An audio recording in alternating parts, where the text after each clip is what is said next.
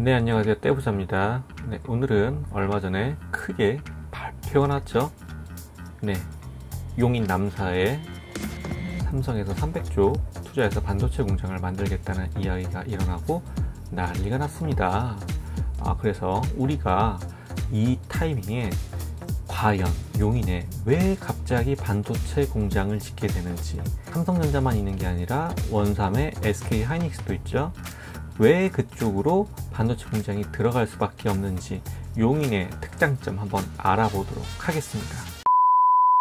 자, 용인은 수도권 남부에 위치하고 있어요. 자, 위로는 분당이 있는 성남시와 광주시를 마주보고 있고요. 오른쪽으로는 이천시, 그 다음에 아래쪽으로는 안성시가 있고, 그리고 왼쪽으로는 이제 수원시와 화성시를 같이 끼고 있는 수도권 남부의 중심에 위치하고 있는 도시입니다. 행정구역은 크게 이제 세 가지 구로 나뉘고 있어요. 수지구, 기흥구, 처인구, 세 개의 구로 나누어지고 있는데, 대부분의 용인시 인구는 수지구와 기흥구에 거주를 하고 있습니다. 약 70%의 인구가 거주를 하고 있고요. 그만큼 이쪽은 도심화가 돼 있고 많은 교통시설 그리고 일자리가 몰려있는 곳이 바로 수지구와 기흥구입니다. 왜냐? 이쪽으로 우리가 경부고속도로가 이렇게 지나가고 있죠. 경부고속도로 라인을 근방으로 해서 많은 일자리와 그 다음에 주거지가 있기 때문에 용인은 왼쪽 지역이 많이 발달되어 있습니다. 그리고 상당히 특이한 게 성장관리권역, 그 다음에 자연보존권역이라고, 나라에서 이제 수도권 같은 경우에는 과밀 억제, 그래서 그만 공장이나 아파트 웬만하면 이쪽에 몰아넣지 말고 이제 밑으로 넣어라. 그게 어디냐? 바로 성장관리권역입니다. 이쪽으로는 웬만하면 이제 서울이나 아니면 수도권에 밀집해 있는 공장시설이라든지 주거시설을 분산시키기 위해서 이렇게 성장관리권역을 지칭하고 있는데, 요 라인이 이렇게 용인시를 반으로 가로질러서 왼쪽 부분이 성장관리권역이고 오른쪽 같은 경우는 자연보존권역이에요. 자연보존권역은 말 그대로 자연을 보호해야 된다. 공장을 지을 수는 있더라도 공장이 제한이 좀 있습니다. 예를 들면 오폐수가 많이 발생하는 공장 같은 경우는 짓기가 굉장히 규제가 힘들어요. 이천 같은 경우에도 마찬가지로 자연보존권역이긴 하지만 여기는 SK 하이닉스 크게 공장이 있죠. 요런 이제 공장 사례 같은 경우에는 특이한 케이스고, 이제 대부분 공장에서 오폐수가 발생하는 성격에 있는 공장은 개발하기가 상당히 힘든 지역이 자연보존권역입니다. 우리 용인 같은 경우에는 도시지역과 도시 외 지역에서 도시지역 비율이 굉장히 높아요. 그 말은 개발을 할 수 있는 땅이 굉장히 많다라 이야기예요. 도시지역이라고 하더라도 여기에도 일반적으로 자연녹지나 생산녹지 같은 논이나 밭도 포함되어 있습니다. 땅을 메꾸고 거기 위에다가 아파트나 공장을 짓기 편리한 지역이죠. 도시 지역 외에는 일반적으로 이제 임야, 산이에요. 산 같은 경우 우리나라 산이 되게 많죠. 이런 산 지역 같은 경우에는 어떻게 할 수가 없죠. 산을 깎아내는데 너무 큰 비용이 들기 때문에 이런 지역을 제외하고도 용인 같은 경우에는 아직도 개발할 수 있는 지역이 많다라고 알아두시면 될 것 같습니다. 자, 다음으로 용인의 생활권을 보도록 하겠습니다. 용인은 두 개의 큰 도심과 5개 지역 중심으로 나눠져 있어요. 이 생활권이 굉장히 좀 파악을 하는 게 중요한데요. 여기서 보면은 경제 중심으로는 GTX 용인역이 있는 이제 보정동 일원이 도심의 경제 중심이고요. 그 다음에 용인시청이 있는 곳이 두 번째 도심입니다. 그 이외에 5개의 부도심이 있는데, 여기에 좀 알아보면 하나하나 뜯어보면 굉장히 중요한 지역이 많아요. 이 포곡 모용 같은 경우에는 뭐가 있죠? 에버랜드가 있는 곳입니다. 그리고 여기 IC도 새로 개통되는 것이 있기 때문에 굉장히 앞으로 가치가 높아질 지역이고요. 그 다음에는 양지가 있습니다. 양지는 유통을 중심으로 하고 물류가 중심이 되는 용인의 지역이고요. 그 다음은 밑으로는 이제 원삼, 너무 유명하죠. SK 하이닉스가 들어가는 곳이고, 오른쪽으로는 배감이 있어요. 원삼의 배우 세대가 들어갈 곳으로 여기가 앞으로 주거단지가 굉장히 많이 발전될 곳이에요. 그 다음에 오늘의 키포인트, 남사 이동이 있죠. 여기에 오늘 삼성반도체가 300조를 투자하는 곳이 이렇게 용인의 구석에 있는 지역입니다. 자, 용인의 땅이 굉장히 가치가 좋은 곳이 많다고 한 이유가 개발 가능지가 생각보다 많아요. 자, 이게 노란색이 개발 가능지죠. 이미 왼쪽은 많이 개발이 이루어져 있어요. 그 이외에도 그 다음에 용인 시청이 있는 가운데 생활권, 여기 같은 경우도 개발 가능지가 많은데, 이쪽 보면 굉장히 동떨어져 있는데 개발 가능지가 많죠. 네, 여기가 이제 앞으로 우리가 핫하게 본 이제 남사 삼성반도체가 들어올 곳이고, 여기에 배후 수요로 아파트 단지라든지 남사 신도시가 개발될 예정지로 굉장히 앞으로 핫해질 지역 중에 한 군데입니다. 자, 다음으로 교통시설 중에 철도시설을 보겠습니다. 네, 여기는 기존의 분당선이 이렇게 지나가고 있죠. 네, 느리지만 여기도 이제 급행이 다녀요. 그래서 급행 잘 골라 타면은 네, 굉장히 빠르게 서울로 진입이 가능합니다. 다음으로는 이제 신분당선, 굉장히 핫하죠. 왜죠? 예, 신분당선은 강남으로 가는 노선이기 때문이죠. 용인 쪽에서 가는 지하철 중에서는 가장 빠른 속도를 자랑하고 있습니다. 그 다음엔 용인 경전철이 있어요. 용인 경전철 같은 경우에는 용인 시청을 끼고 기흥역에서부터 네, 어디까지 가죠? 에버랜드까지 가는 노선이죠. 용인 경전철 같은 경우에는 이렇게 직접 가서 보면은 이제 경전철이 다닐 수 있는 네, 이렇게 레일을 만들고 이제 지상으로 이렇게 다니는 곳이에요. 그렇기 때문에 가다 보면은 잘 보입니다. 한때는 이 경전철 때문에 용인이 파산한이 많은 자본을 투입해 갖고 굉장히 용인이 힘든 적이 있었는데, 지금은 용인의 명물로 잘 자리매김을 하고 있죠. 그 다음에 인덕원선이 있는데, 인덕원선은 이제 흥덕역만 지나가기 때문에 좀 뺐습니다. 네, 용인을 많은 지역을 거쳐가는 곳이 아니라서 일단 제했고요. 자, 다음으로는 용인에 들어올 철도시설 뭐죠? 네, GTX가 있죠. 네, GTX 용인역. 여기서 이제 용인역에서 GTX를 타게 되면 네, 서울까지 약 10분도 안 걸리는 굉장히 빠른 시간 내에 도착할 수 있는 굉장히 파괴력이 있는 노선이죠. 더불어서 이 근처를 플랫폼 시티로 개발을 하고 있어요. 네, 지금 보상이 끝난 걸로 알고 있습니다. 이제 보상이 끝나고 2주 후에 이제 싹 밀고 여기다가 어마어마한 도시가 이제 생기는 거죠. 자, 용인은 크게 플랫폼 시티. 그 다음에 원삼 SK 하이닉스. 원삼 SK 하이닉스가 들어오면 네, 분명히 신도시가 근처에 개발이 될 수밖에 없습니다. 남사 삼성반도체, 예, 남사 신도시 예정돼 있죠. 그렇기 때문에 앞으로 용인은 엄청난 일자리로 인해서 인구가 늘어날 수밖에 없는 지역이라 생각을 하고 있어요. 그리고 이렇게 보면 경강선이 기존에 판교에서 이렇게 부발해서 여주까지 가는 선이 있었는데, 요 노선을 이렇게 가지고 와서 이동하고 남사를 지나는 라인을 만들려고 지금 사전 타당성 조사를 넣었어요. 아직 확정이 된 노선은 아닙니다. 그리고 어떻게 보면 정치 노선일 수도 있기 때문에 변동성이 많이 있을 수 있어요. 하지만 여기 보면 이제 동탄 부발선과 더불어서 수도권 내륙선 같은 경우는 이제 4차 국가철도망에 포함이 되어 있는데, 우리가 원삼 SK나 아니면 삼성 반도체 남사 같은 경우를 유치하고 그리고 여기에 대한 계획을 세울 때 이런 교통 노선이 결국 따라갈 수밖에 없어요. 일자리 플러스 교통 플러스 주거지입니다. 아파트예요. 결국 일자리를 먼저 만들어서 사람들을 모이게 만들고 그 다음에 교통을 깔아주게 되면 네, 아파트, 주거단지 따라올 수밖에 없는 요소가 아닌가 생각이 들어요. 그리고 이번에는 도로시설을 보도록 할게요. 용인은 경부고속도로, 영동고속도로, 수도권 제2순환도로가 모두 지나가고 있습니다. 그 중에서 용인을 가장 발전시킬 수 있는 도로가 기존의 경부고속도로죠. 네, 수원 신갈 IC, 기흥 IC를 비롯해 갖고 얼마 전에 개통했어요. 남사 진이 IC. 이 남사 진이 IC 같은 경우에는 어떻게 보면은 용인 남사에 근접하고 있는데 동탄 사람들의 편의성이 더 좋아졌어요. 이를 통해 갖고 동탄 쪽에서도 굉장히 좀 편하게 경부고속도로까지 다닐 수 있는 노선이 된 게 아닌가 생각이 들고요. 그 다음에 영동고속도로 같은 경우에 네, 이렇게 용인 IC와 양지 IC를 지나고 있죠. 네, 영동고속도로 주말에 오전 8시 이후에 가게 되면은 여기서 2시간 정도는 보내게 됩니다. 너무너무 교통이 혼잡해요. 그 정도로 많은 트래픽이 발생하고 있고, 더불어서 이제 수도권 제2순환도로가 이렇게 이제 지나가고 있습니다. 자, 그리고 여기는 빠졌는데요. 네, PPT 작성하다 보면 좀 빠질 때가 있어요. 네, 이해 부탁드리고요. 요렇게 보면 또 가는 고속도로 하나 있죠. 뭐죠? 네, 용서고속도로. 네, 광교를 지나가고 있는 도로라서 광교 시민들이 서울로 이동할 수 있는 굉장히 중요한 노선 중에 하나입니다. 그리고 도로 같은 경우에는 이제 지금 개발이 되고 있는 게 포천 세종간 고속도로예요. 네, 요게 이제 모연 IC랑 원삼 IC를 지나게 됩니다. 이렇게 내려가서 지금 용인 같은 경우에는 2개만 들리죠. 근데 안성 같은 경우에는 4개를 들려요. IC가 4개나 있어요. 그래서 안성 쪽에서 이제 토지 가격이 굉장히 많은 상승이 일어났습니다. 이 IC가 개통을 하게 되면 IC가 개통이 되게 되면 뭐가 편해지냐면 이제 물류가 굉장히 편해집니다. 트럭들이 다니는 게 편해져요. 그렇기 때문에 요 근처에 공장들이 굉장히 많이 들어서게 돼요.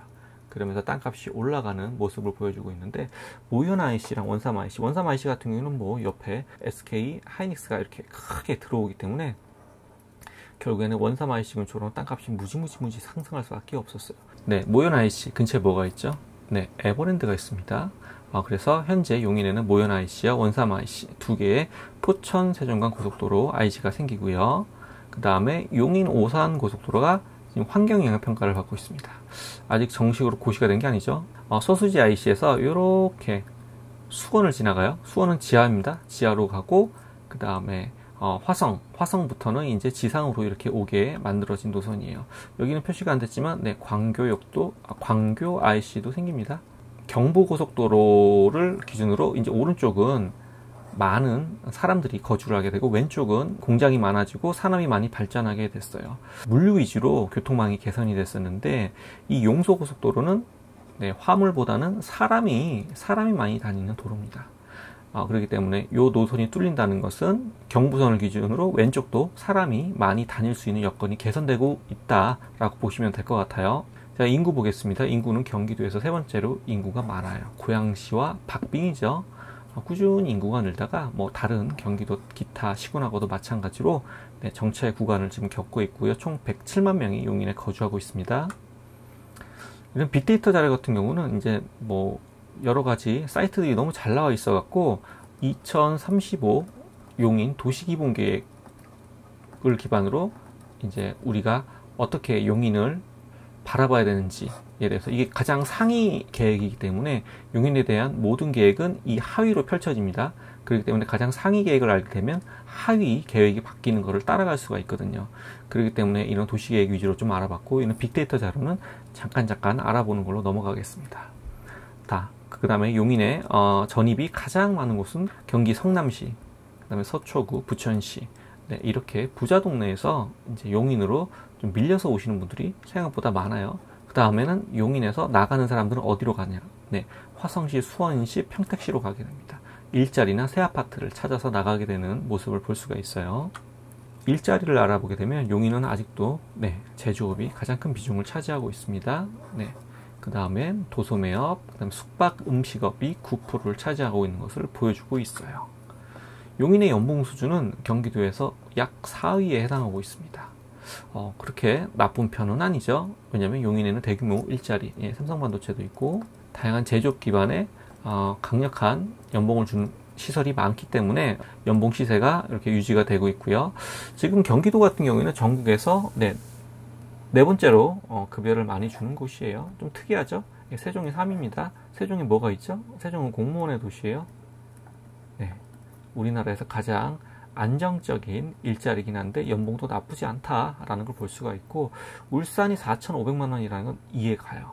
왜냐하면 울산에는 현대자동차를 비롯한 중화공업이 굉장히 발전돼 있고, 이분들 연봉이 거의 억대에 가깝다고 들었습니다.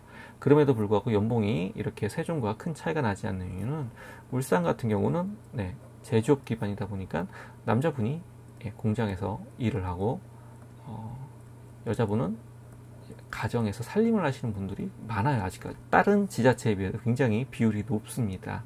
그만큼 결국에는 이제 맞벌이가 되는 구조가 아직까지는 다른 지자체보다는 낮기 때문에 이렇게 연봉 수준이 그렇게 눈에 띄게 올라가진 않는 모습을 보여주고 있습니다. 이 자료는 국세청에서 2021년 빅데이터 자료를 취합해서 만들어 본 자료예요. 자, 다음으로 매매 전세 지수를 보도록 하겠습니다. 용인도 마찬가지입니다. 2020년에 양적 완화로 엄청난 돈을 막 풀었을 때, 그때 이제 드라마틱하게 가격이 오르는 모습을 보여줄 수 있죠. 그 다음에 이제 천천히 떨어지는 모습을 보여주고 있습니다. 전세가가 더 떨어지는 걸로 봐서 앞으로 매매가도 조금 더 떨어질 가능성이 있어 보여요. 수요 공급을 보게 되면은 2021년, 22년 수요가 굉장히 모자르죠. 그리고 23년이나 24년에는 좀 공급이 있는 편입니다. 우리가 이런 걸 봤을 때 이제 수도권 같은 경우에는 공급이 모자른다고 가격이 오르는 구조가 아니에요. 공급이 이렇게 보면은 가격이 언제 2020년에서 21년 많이 올랐죠. 이제 양적 완화가 있어서 많이 오른 것도 있지만 기본적으로 이렇게 공급이 없다고 해서 오르는 게 아니라 이렇게 보면은 16년부터 꾸준히 가격이 오르는 걸 볼 수가 있습니다. 이때도 공급 엄청 많았거든요. 근데도 16년, 17년에도 가격이 꾸준히 천천히 오르는 모습을 볼 수가 있죠. 즉 수도권 같은 경우에는 공급이 많을 때 오히려 가격이 오르고 공급이 떨어지면 가격이 떨어지는 모습을 볼 수 있습니다. 그 이유는 이제 수도권 같은 경우에 돈 많은 사람이 많아요. 한마디로. 즉 양질의 일자리가 많이 모여 있다 보니까 여차하면 매입을 할 수가 있어요. 지금도 이제 동탄에 거주하시는 분들 같은 경우에는 삼성전자 다니는 사람이 정말 많거든요. 동탄에. 이런 분들은 아파트 가격이 떨어지니까 이게 매입을 하고 있습니다. 이 전세 사시는 분들이.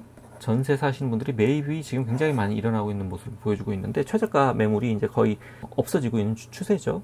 그런 것도 마찬가지로 용인에서 좀 일어나고 있고 결국에 공급이 많다고 하더라도 결국 사줄 사람 주위에서 너도 나도 아파트를 사갖고 돈을 버는 모습을 보면 더 사게 되고 반면에 지금 전 하락장이 되면 서로 안 사다 보니까 가격이 더 떨어지는 모습을 보여주는 게 수도권장이 아닌가 싶어요.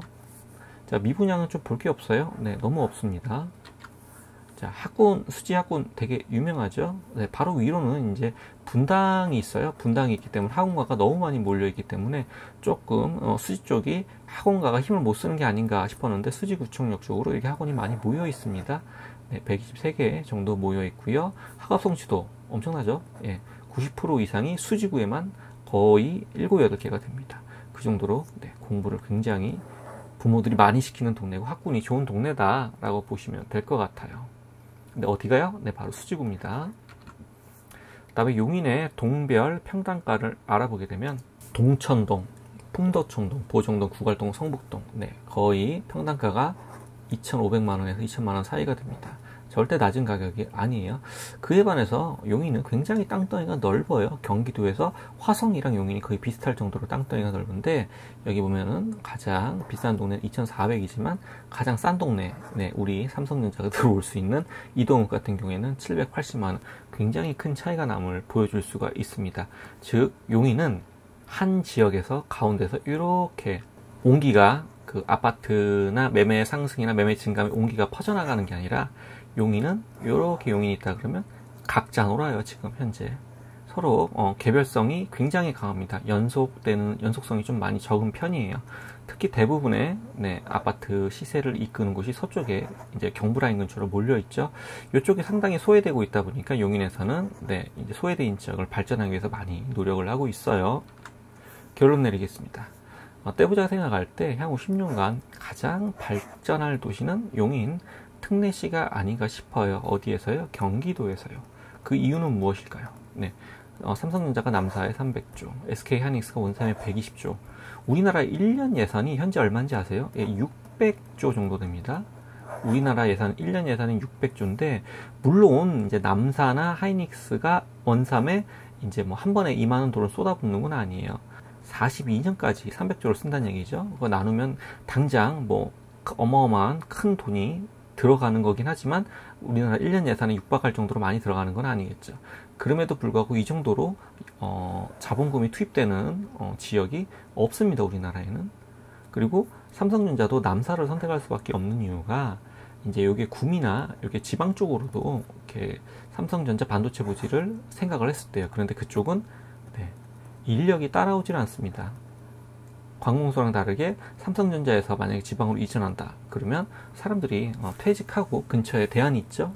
하이닉스, SK나 다른 곳으로 이직을 할 수 있는 여건이 많아요. 경기도 쪽 수도권에 있는 분들은. 그렇기 때문에 지방으로 가는 것이 삼성전자 입장에서도 굉장히 깨름직할 거예요. 그래서 용인 쪽이 최종 가이드라인이 됐다라고 조금 생각을 하고 있고요.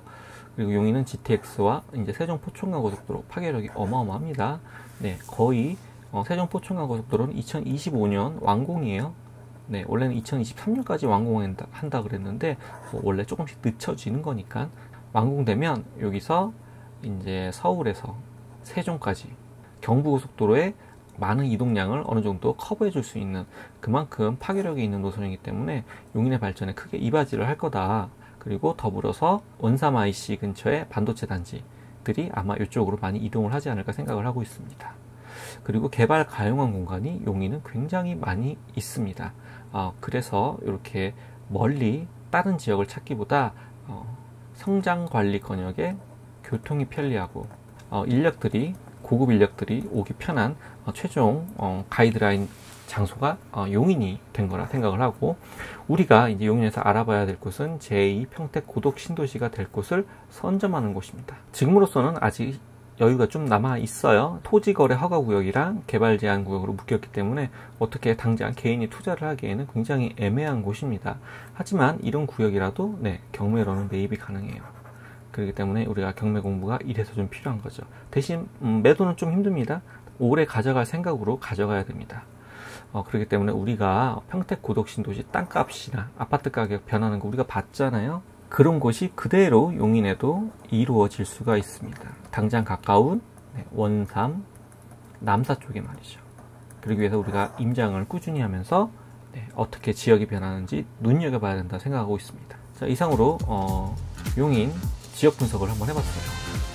예전에는 이제 아파트 단위나 동 단위로도 분석을 좀 했었는데, 그렇게 되면 강의 형식이 돼버리고 시간이 1시간이 넘어가 버리더라고요. 그럼 이걸 누가 볼까요? 20분, 30분 하는 것도 굉장히 좀 길게 한다고 개인적으로 생각을 하고 있습니다.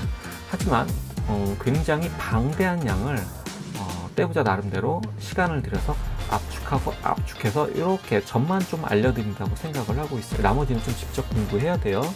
여기 나와 있는 자료들은 이제 용인시청에 있는 2035, 2035년 도시기본계획, 그리고 각종 빅데이터 사이트, 각종 언론사 뉴스들을 이제 취합해갖고 제 나름대로 정리를 한 내용입니다. 떼부자가 계속 하락 컨텐츠를 좀 많이 했었어요. 어떻게 하락을 했는지에 대해서, 그리고 얼마나 하락을 하고 이 지역이 앞으로 얼만큼 가치가 있는지에 대해서 이야기해 주려고 하다 보니까 어떻게 하면 하락 컨텐츠를 많이 하게 됐는데, 이렇게 떼부자는 개인적으로 부동산 투자자고 이제 돈을 벌어야 되는 입장이니까 하락하는 것만 이야기할 수는 없어요. 결국에는 어떤 지역에 어떻게 투자를 해야 되는지 계속 공부하고 그런 내용을 공유할 수 있는 구독자분들과 함께하고 싶습니다. 오늘 내용이 좀 도움이 되셨으면 좋아요, 구독, 알림 설정 부탁드리겠습니다. 감사합니다.